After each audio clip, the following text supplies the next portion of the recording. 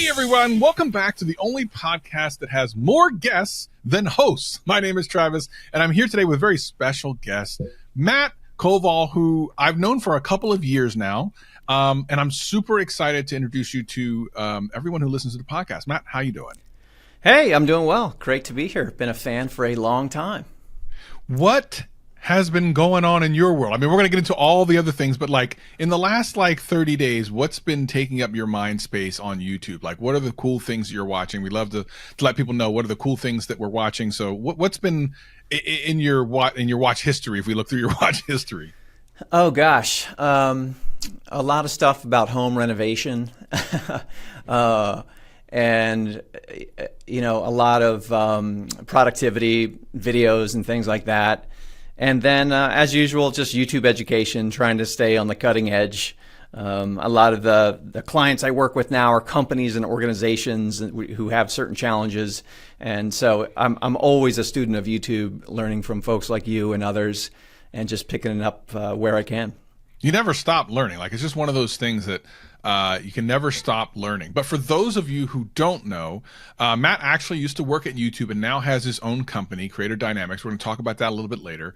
And we have Matt on because he has a unique perspective of things that, to be honest, maybe 2 or 3 people in the entire world can actually say that they have the perspective of Matt, which I think is super cool, because having worked at YouTube but worked with creators and been a liaison between, and there's so much of what you did that were so creator focused that it's super exciting to have you here, because not only can we kind of dive into what YouTube valued at that moment, but then what kind of things in the creator economy are valued now, because now you've seen it from there and now into your own company. This is super cool. I'm very excited about this. So let's just dive right in.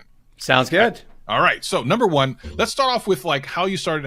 How did you start at YouTube? How did that happen? How did you get that job? What were you doing? And then we'll kind of work through that whole thing. Yeah, well, it actually started, I was one of the earliest creators. So I started my channel actively in 2008. So when you talk about YouTube OGs, I go way back with Hank Green and Lisa Nova, Shane Dawson, Phil DeFranco, all of them. And I ran a successful channel for about 4 years. Comedy channel, told stories into the camera, wore women's wigs, with a series called The Fooplers, which ended up being quite the engine of my channel. And then YouTube had some kind of program called Next Up that you could join, if you remember that. And I applied, and you got a grant from YouTube you got funding to keep running your channel. And then you also got flown out to New York for workshops with various professionals in the industry. And that's where I met Google employees for the first time. Okay. And and in an attempt to better monetize my channel, I created what I'm pretty sure is the very first online course about how to succeed on YouTube. Really? It was in 2011. Wow. If anybody out there can correct me if I'm wrong, but I've done a lot of research. I've asked a lot of OGs, and they're like, no, I can't think of anyone before that. So wow. Anyway, I sold 5 tickets, and that was it. The cost was $47, but the 5th ticket was purchased by an executive at YouTube. His name was Ben Rellis. Very cool. Ben reached out, and he said, hey, this is great. Do you mind if I share it with some colleagues here at YouTube? And I said, sure. Do they have $47? Because I'm trying to make up for it. Trying to make some money here, man. And you are Google, right? Yeah, right. And so they bought a couple extra tickets, and a few other people took a look. And next thing you know, they invited me to apply. This was 2012 for a role as a content strategist at YouTube. Wow. Did that position exist before that? Not really. They were actively in the mode of trying to teach creators, and they acquired a company called Next New Networks. And I joined about 6 months later. So I joined this Next New Networks team that included Ben Rellis, Vanessa Pappas, who ended up running TikTok, and a lot of very early influential people of YouTube and educators of YouTube. And we kind of all wrote the best practices, the original best practices, the original playbook. If you remember, there was a physical playbook. Yeah. And looking back, I'm like, oh my gosh, that was like some crazy golden era. I can't believe I stumbled into that. That's so interesting. So you were hired for a position that maybe didn't exist, or if it did, probably wasn't as detailed as it is today. What was that like going into a corporation who had focused on something that maybe they didn't even fully understand? I mean, I say this with a lot of respect, but I mean, corporations, and I'm not just talking about YouTube, but corporations, which include people like Amazon and stuff like that, are selling to a customer, don't always understand the customer's experience.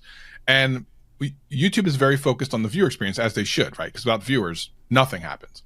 But now, at this time, 2012, as you were saying, they're looking at creators and like how to get that kind of thing flowing. When you go into that, how do you say, okay, these are the things that creators need because I'm a creator, been doing it for years. I kind of know what people need. And how was that process? Were they kind of, like, we're not real sure about those ideas? Or were they like, let's do everything that you'd like to do? The latter. Wow. To their credit, they were Google employees, so technical, program managers, product managers, etc. Right. And they built this platform, and they saw all these kids growing huge views, and they're like, none of them used the platform, which continued to be a theme that I pressed internally because so few people actually use the platform. Wow. Inside YouTube. Interesting. It's a real disconnect that I think still is kind of a problem. But they put all of their, they very smartly reached out to the next new networks team, who became the next lab internally at YouTube. And they said, hire creator people, hire creatives, bring them in. And so this guy, Ben Rellis, who was my first boss, who hired me, and he was my mentor for a long time internally, it was his job, and he was determined to create creative strategy on YouTube. And so we created the playbook, and then also, if you've ever heard of the 10 fundamentals of YouTube, which was like an early program that we created. It was just like the curriculum, the 10 things that you need to do to grow on YouTube. And we pushed that out, scaled that to 70 different languages, and it kind of became the early fundamentals, which a lot of them still hold, but it was the early playbook.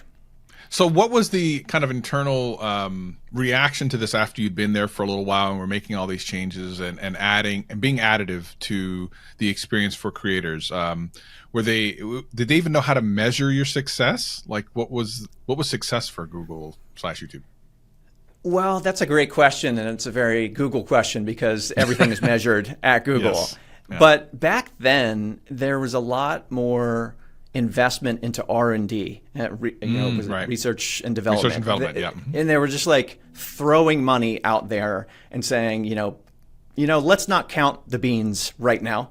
Just come up with what works on YouTube. Let's scale it out. Let's see if we can get people really embracing and using this platform based on what we know already from the handful of creators who are doing well on the platform.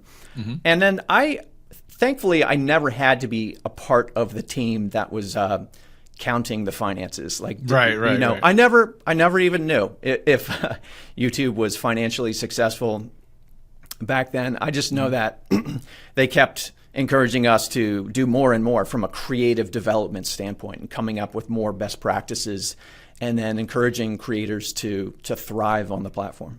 What was your goal in those first couple of years coming in and being a new part of the team? What did you want to accomplish personally?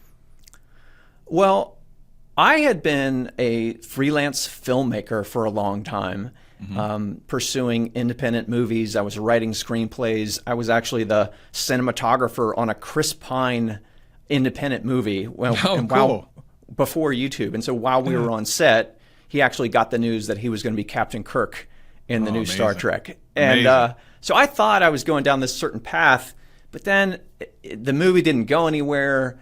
The Hollywood business was so frustrating. It really seemed like just who you knew. Right. And then I got on YouTube and I just started having so much fun. And so by the time I was hired, I was just so happy to have a full-time job. Okay, that's fair. That's fair. And one that was around something that I loved, which was YouTube. And Yeah. the tasks that they gave me were like, hey, can you come up with best practices? And I'm a former teacher as well. And so I was like, are you kidding? Yes, of course. Yeah. And then I don't know if you've ever rolled into a Google Office, but it's like free breakfast, free lunch, free snacks. Yeah. There are all these perks. There are massage chairs and things like that. And so the transition to going internally, I was like, you got to be kidding me. This is This is the Travis, mecca. What's going on? I felt like I was kind of swimming out in the ocean waves, and then this cruise ship picked me up, and I got brought in too. And we're so used to working really hard as creators, and like, okay, I got to get a video out by tomorrow. And then some of my bosses internally in the beginning would be like, hey, Matt, can you do this project? And I'm like, sure. When you need it? Tomorrow? They're like, what? No. 3 weeks from now. Right, Can you do it in 3 weeks? right. Can you slow play this? Like, yeah, I guess. Sure, yeah, if you want me to. Yeah, that's just the way it goes sometimes in corporations. So what happens, okay, so you're in it further along, and then at some point, and I thought this was kind of interesting, you had a video presence you were like YouTube's face in a way, right? In a lot of ways you were, because you were the one person as the liaison, and how did that, I want to talk about the liaison thing too. How did that happen? And when was there a moment they're like, we need you to be on the YouTube channel kind of representing us, because you were that guy? Yeah, so I was there for 10 years, and I wasn't the creator liaison until the last 2 years. Interesting. But prior to that, I was very much unofficially a face of creators, because I helped run the creators channel, so I was the lead of that channel for a while. But also a couple things. I mean, one, we were trying to scale the best practices of YouTube again. And so I would offer to jump on camera and just explain them. And so my bosses were like, oh, yeah, of course. I mean, you were a creator. You know how to talk on camera, by all means. The other thing was YouTube kept bombing their announcements. I know exactly what you're talking. I do remember those days. Yes. They would make a change and then announce it in a kind of a stuffy corporate way. Yes. And it just would enrage the creator community. Yes. And oftentimes the creators didn't understand why the change was really made. Right. And so I kept watching that happen again and again. So this is like, 2015, 16, 17. And I said, would it ever be helpful if I just got on camera and tried to clarify why we do certain things, like why we had to make this particular change, what Article 13 is? Yeah, what does that even mean? Yeah. If anybody remembers that. I do remember that, yes. Yeah, the whole adpocalypse thing as well. Oh, my God. And so I convinced some people to let me do that, and we made some videos. And that got me in touch with the head of communications at YouTube, who was like, Matt, you just kind of like solved that problem for us. Wow. Which is amazing. Have you ever thought about, us creating a role around like being some sort of ambassador to creators, some sort of go-between? And I was like, no, I hadn't thought about it, but I'm open to it. I'm game, yeah. Yeah. So that's the beginning of the story, and I'm happy to explain how the official version came about later. Yeah. So you that's actually how I think we met, was when you were doing that role towards the end of your time at YouTube. And I remember you doing a lot of stuff on Twitter too. So you were posting a lot on Twitter. I'm always curious how much of what you had to say on the socials and in YouTube had to go through like legal and stuff. Like, how often were you being held back by legal? Because I used to work at Amazon for about 7 years, and I know that everything went through legal. What was it like for you? It wasn't so much legal as it was PR. Or PR, yeah, PR, yeah. Yeah. Sometimes the PR team would be like, can you not say it that way? Mm-hmm. Yeah. And but I started to have a track record of success. So they started to give me more agency in what I would say or what I would write. Mm-hmm. And it got to the point where they said, gosh, Matt kind of gets it. He keeps landing these really, so let's give him more leeway. Let him not use that corporate lingo, but just be a little more straightforward. Yeah. And then when the communications team and the PR team would write blog posts announcing certain things, they would send it right to me. And they would say, Matt, can you just carpet bomb, like comment bomb this whole doc? I love it. And I took out things like, don't say content, say videos, because that's what we mean. I would just slash through all these corporate words, and everybody internally was kind of cheering me on. And so it was nice. I mean, I enjoyed a rare status internally as one of the few creators who was an employee.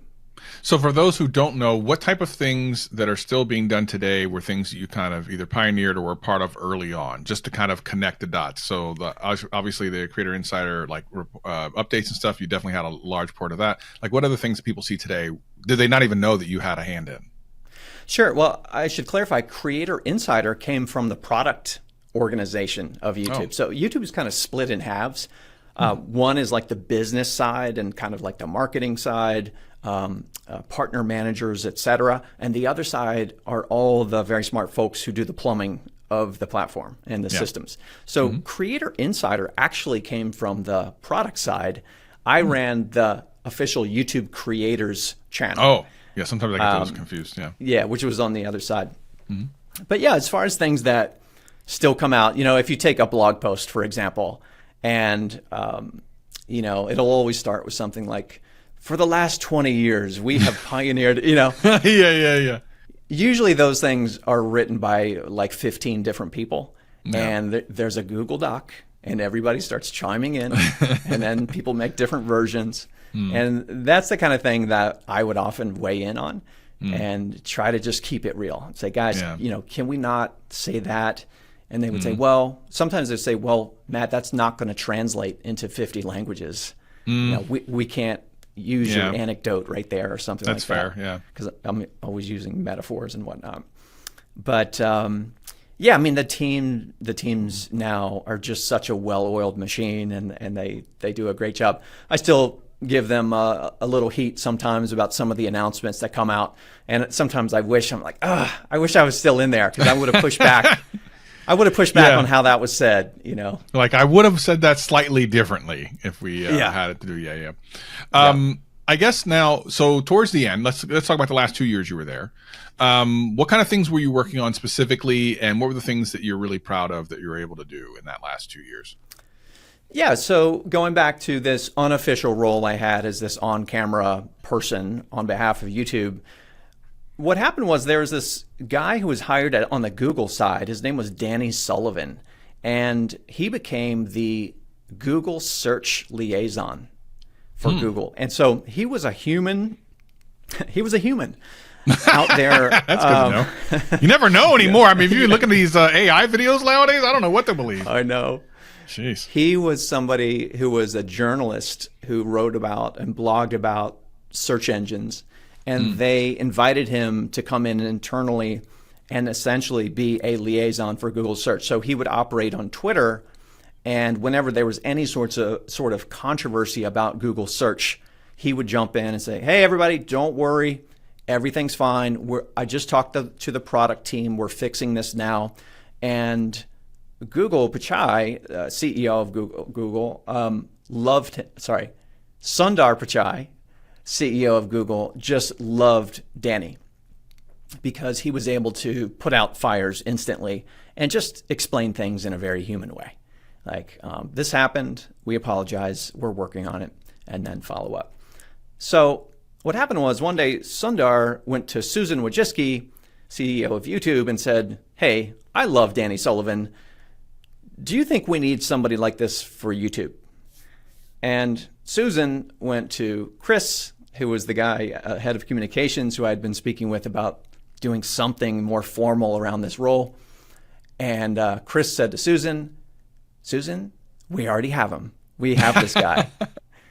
And so they finally came to me and said, Matt, it's time to make it official. This comes down from the top. Wow. We'd like to formalize this role as the YouTube liaison, the YouTube creator liaison. So my manager and I went to work developing more formally what this role would do and not do. Some people were a little, I think, threatened by the role internally, such as the partner managers. who were assigned to certain creators. They were like, wait a second, Matt's not going to jump in the middle of my relationship with this and that. And then there were some early rough patches with Twitter, because you probably know the handle, what is it? Oh my gosh, I'm drawing a blank. The YouTube handle where they follow up and they help everybody. Oh, YouTube help? Team YouTube? Team YouTube, thank you. Yeah. Mm-hmm, so people were often complaining, and I would jump in, and then Team YouTube would also jump in, and so there started to be a bit of butting heads, and there was that. So we had to sort out certain swim lanes as to who was going to respond, and then it very quickly became clear to me that I cannot respond to everybody. I'm just one person. Yeah. And so we had to sort out like who was going to respond in certain situations on Twitter. So with that being said, towards the end, you're like, okay, things are cooking. People know who you are. You're able to humanize the platform in which people love, create on, have businesses on, like this thing that's actually changing lives. I think we sometimes, some people downplay how important YouTube is to certain people's lives. I just talked to a YouTuber, which will be, I don't know if it'll be before this episode or after, Hafugo, who employs a team. So it's not even the people that are working for him that have YouTube channels, is that they're helping him.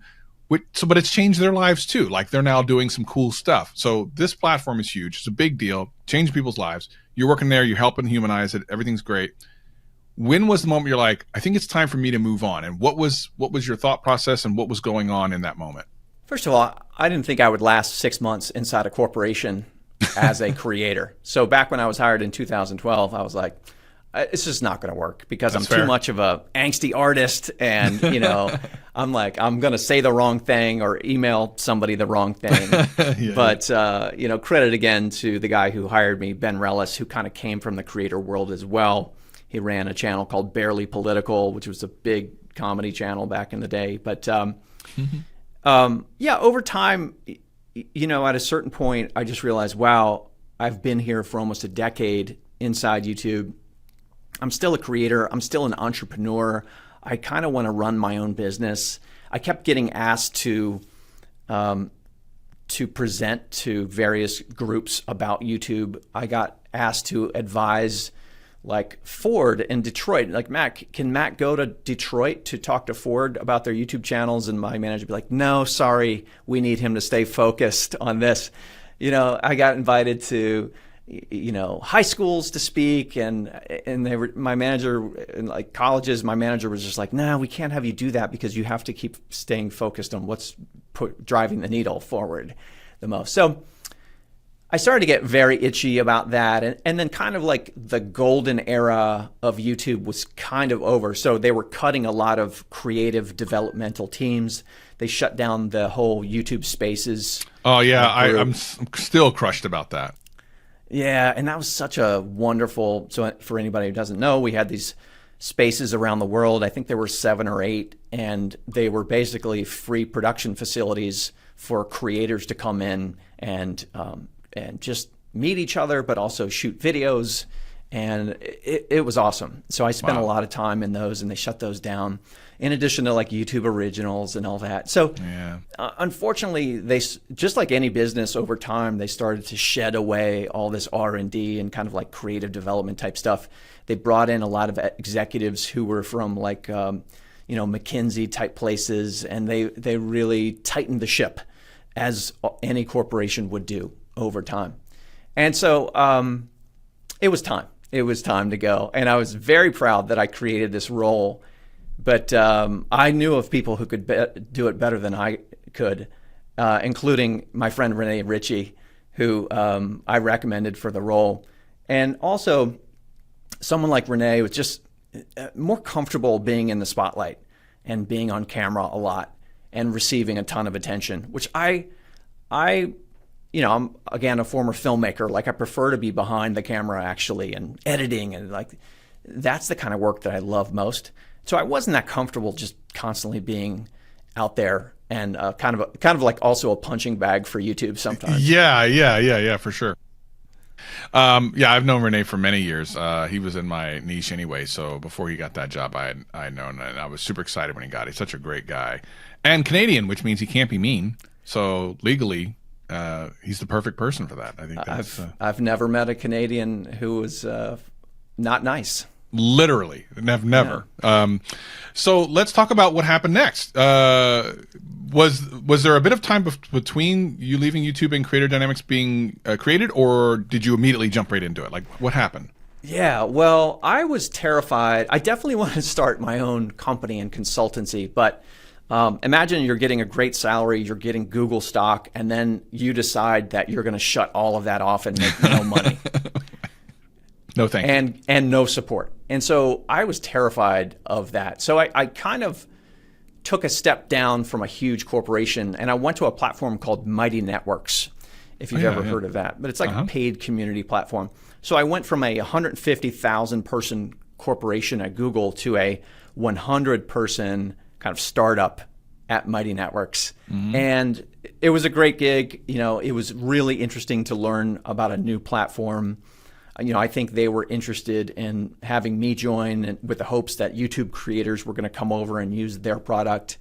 And I was there for a year, and overall, pretty positive experience, but I still had that itch to go ahead and start my own thing and get back to my original love of YouTube. And so that ended after about a year. And then after seeing a 100 person company operate, I was more confident in starting my own thing. Yeah. And so, yes, launched Creator Dynamics. Initially thought I was going to join everybody out there who was coaching creators. And I was like, oh man, how am I going to compete against Sean Cannell and Liron and Daryl Eves, Daryl Blake? Yeah. Sure, yeah. And but what happened was, because of my network of Google employees, a lot of companies started reaching out on YouTube. A lot of former colleagues of mine who work at other companies now started to reach out and say, hey, I didn't know you're out on your own. Can you help us with this company launching our YouTube efforts?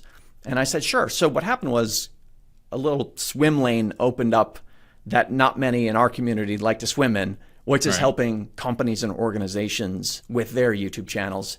And so, you know, I felt bad about kind of leaving creators, but creators are in great hands with all of you all, and there's so much advice out there that I was comfortable, you know, kind of pivoting in that way.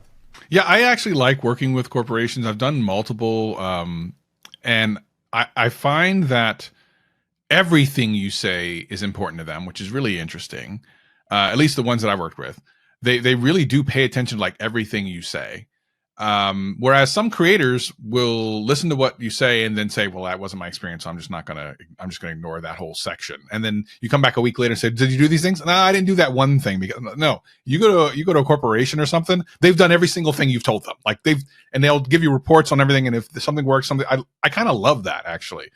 And I think that people who have not coached YouTubers and stuff have no idea the whole other side of this. And there's even like this controversy, and you'll see this in comment sections on certain learning videos and stuff. You don't need coaches and stuff. And I agree that like not everyone needs coaches. I built my channel without a coach, but I did eventually take coachings. I went to Daryl's Jumpstart program. I wanted to understand some deeper, understandings of it. So then when I became a coach, I was able to do a better job. I feel like that gurus or whatever it is starting to become a bad word on YouTube. I would love your thoughts and feelings on kind of the rejection of people who are trying to help people YouTube, because I'm sure you've seen the videos on YouTube. Like, don't listen to these guys. Don't listen. What are your thoughts when you see those? I don't know that I've seen those videos. I certainly know that the term guru does not have a great connotation. I never liked being called a guru. No. And then some people will be like, what do you mean, Matt? You are the guru. Like, you were the YouTube guru. Like, no, I mean, I'm an educator. I think I just did a podcast with Rob Wilson over there, and he doesn't feel comfortable with that guru term. No, he does either. not. You know, and look, internet marketing has always been a slimy business, or some people have made it very slimy. It was that way before YouTube, by the way, like internet marketing and all that. And there are people out there who sell courses that are just terrible. Yes. And they're kind of taking your money. There are people who sell terrible programs and they're not effective. They don't really know what they're talking about. And so that's just kind of, poisons the well for the rest of us, unfortunately, who really do a great job and really take it to heart to try to deliver and make sure people get results. And so unfortunately you have that kind of reputation that still comes up, and it's a shame because it hurts the rest of us. Yeah. Have you and now you mostly work with corporation YouTube channels? Would you say that, or do you work with a mixture now? I would say like medium-sized companies. A couple corporations have come around. YouTube came around, which is that's funny. interesting. Can you tell that story? Because that's just hilarious. That actually kind of happened to me too. But I want to hear your story.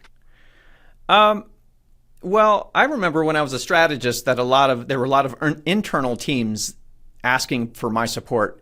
And again, my manager, who often acted like my agent, I feel like would be like, "No, you can't have Matt." Yeah. And so I understand that certain priorities. There are certain priorities inside a corporation, and but teams are all like Google has like 40 YouTube channels, 40 or 50 across different products. I think Gmail has a channel. I think Gemini has a channel, and on and on. And at a certain point, there aren't enough internal YouTube experts to help all the properties that Google owns from a YouTube perspective. So basically one of the main YouTube channels reached out, namely youtube.com/YouTube. And, wow. and asked if we could do a full channel analysis and evaluation based on best practices. So it was funny coming back in. I knew half the people still. And it was like, hey, everybody, great to be back. Everybody. That's hilarious. How long after you left did that happen? That was, I think, about a year and a half later. So not even that long. So what was, just out of curiosity, just the bullet points, what were some of the things you had them kind of fix? Like what were the things that they had to focus on that maybe they weren't even aware of? Is there anything that's easy to explain? Well, so this is the typical situation with a corporate-owned channel. They had abused the channel over the years. Like, I know, they would just kind of use it for marketing videos, and they would upload those rewind videos. Remember? Yeah, those yeah. rewinds? Oh, yeah. And so they would have like a big marketing campaign where they would flood the channel with like 50 videos and then leave it alone for 2 years or something like that. Oh my gosh, or a year, and then a different campaign they would start and flood the channel again with a whole different series. Mm-hmm. And so unfortunately you had this massive channel with a ton of subscribers. I think something like 43 million subscribers, but the formats were all over the place. Mm-hmm. Who knows what the audience really wanted at that point, because it was so many different people had subscribed and what have you. So it was a case of trying to give them an overview and a clear perspective of the health of that channel and which direction they should go with a new series they were launching. I love that. So a lot of the people that listen to the podcast are newer creators or smaller creators trying to grow. And one of the things that we hear sometimes is, and we try to bust the myths here, but a lot of people say, well, YouTube, there'll be one of two things on the negative side of things, which is like YouTube doesn't care about small creators, which we try to explain why that's not true. So I definitely want to get your thoughts on that. And then the other thing, which I think is really interesting, is YouTube's after me. They're shadow banning me. They don't like my uploads, so they hide me from people. So you've been there. I would love to hear your thoughts on these. Let's start with the YouTube doesn't help small creators thing, and tell me your thoughts on that. I haven't been a small creator in a while, but I will tell you, and maybe this will come as a surprise to you, Travis, but after being on the outside now and very much in the trenches with a lot of channels, I feel it more than I did internally. You do feel it. You do feel it, yes. Because people will come to me with channels that are dead as a doornail. Yes. And I coach them through all of the things. And I do all the things. I like to think that I know quite a bit about what makes a good video. Right. And CTR and retention and all these things. And damn if we can't lift up some of these channels. Been there. Yeah, it's rough. And so there's a big debate in our community. I don't know that you and I have talked about it, but is there such a thing as a dead channel? And to me, absolutely. Yeah, I've seen them. I've argued with folks internally at YouTube on the search and discovery team. They say, no, anybody can revive a channel. I'm like, there's no way. Because some of these are just so ruined by ads, like paid ads. Sure, yeah. And, you know, I call it old channel syndrome as well. If a channel's been around for a long time, they've uploaded multiple different formats. They've tried different things. They took a year off, on and on. Like, at that point, if you upload a new video and you can't get past 100 views, just start over. Right. Just start the thing over. And there's so many benefits to having a fresh slate with the algorithm, with your branding, and knowing that you're going to go in a very straightforward, focused direction instead of trying to restart this channel that has all this baggage from multiple years and multiple videos and who knows what kind of fans over the years. So there was a creator in one of our earlier, so we did an episode on our Discord where we talked to actual creators and they had asked us questions, and there was a creator on there. And when I say this number, you're not going to believe me, but it's 100% true. This content creator had 50,000 videos. And I know. And I think they were under like 1,000 subscribers. And we're like, there just comes a time when maybe you're focused, as long as you're passionate about it, you're enjoying it, cool. My thought is, if you're doing it to grow, this might be a sign. And there are, every once in a while, you'll see channels just like that, that's the case. Do you think now, despite the fact that competition is higher now than it ever has been, that it's easier or harder to grow a channel from zero than it used to be maybe 8-10 years ago? Oh, it's definitely harder. I mean, it's just supply and demand. Yeah. You know, we got to keep it real. Okay. And I love that. And, you know, I think a lot of people internally will still think, well, you know, you know, it's never been a wonderful time. Like, it's never too late to start. And I believe that. It's never too late to start. Right. But if you look at the videos that would succeed, you know, when I started, 2008 to compared to now, like the quality and the length is just incredible. And so you really, really have to dig deep if you want to succeed as a new creator to find an underserved audience or like an angle that has never been covered before.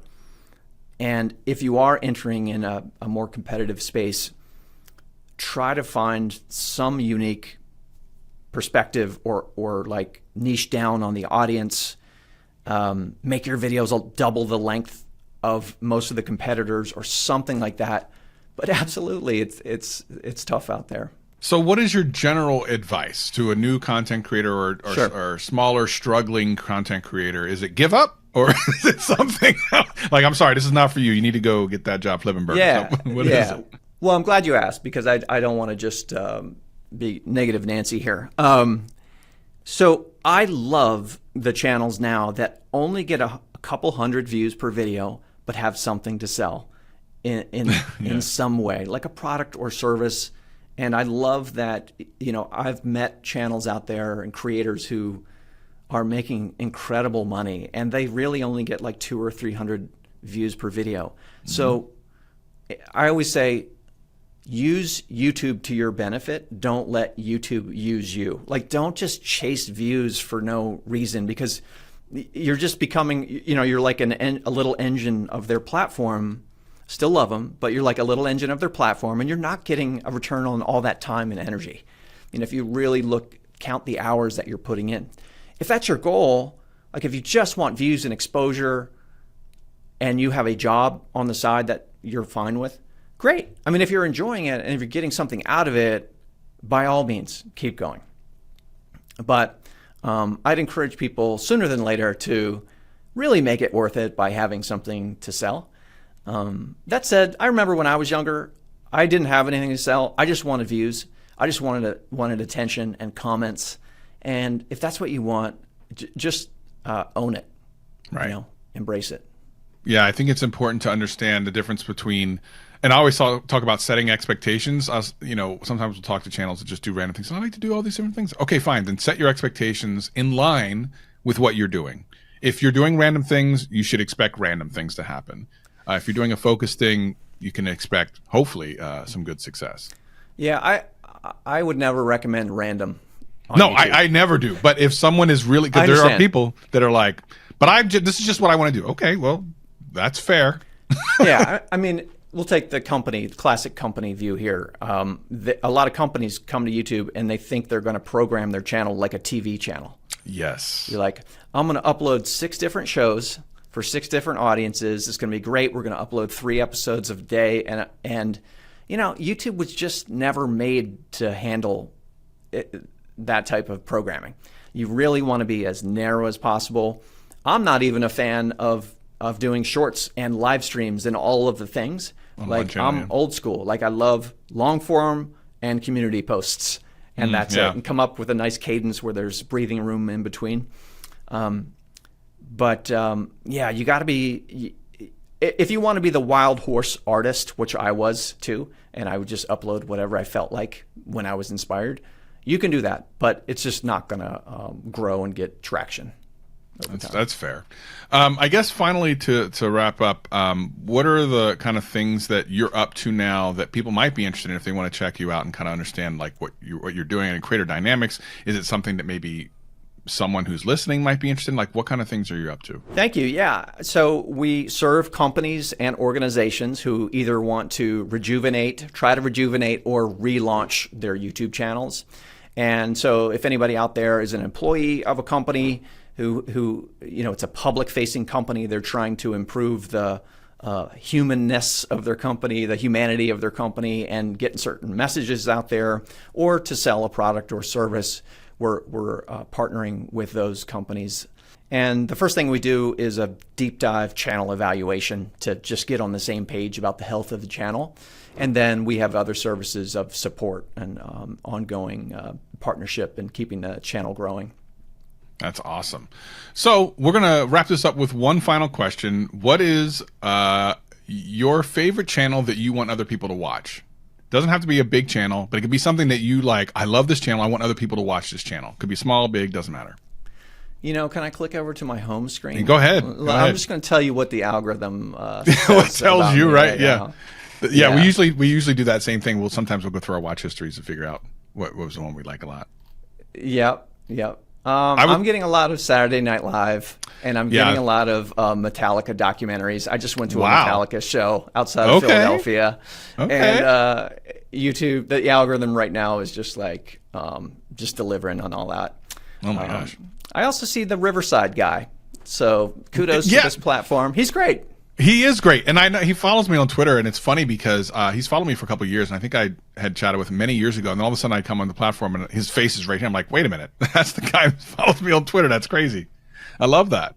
It's the creator economy, and it's something that's, and I think Matt made a really good point here is, you should, if you're doing this for fun, there's nothing wrong with that. Don't want you to think anything about that. However, what we've also said is, YouTube is definitely making money off of your content. 100%. They're going to make money off your content. No reason you shouldn't as well.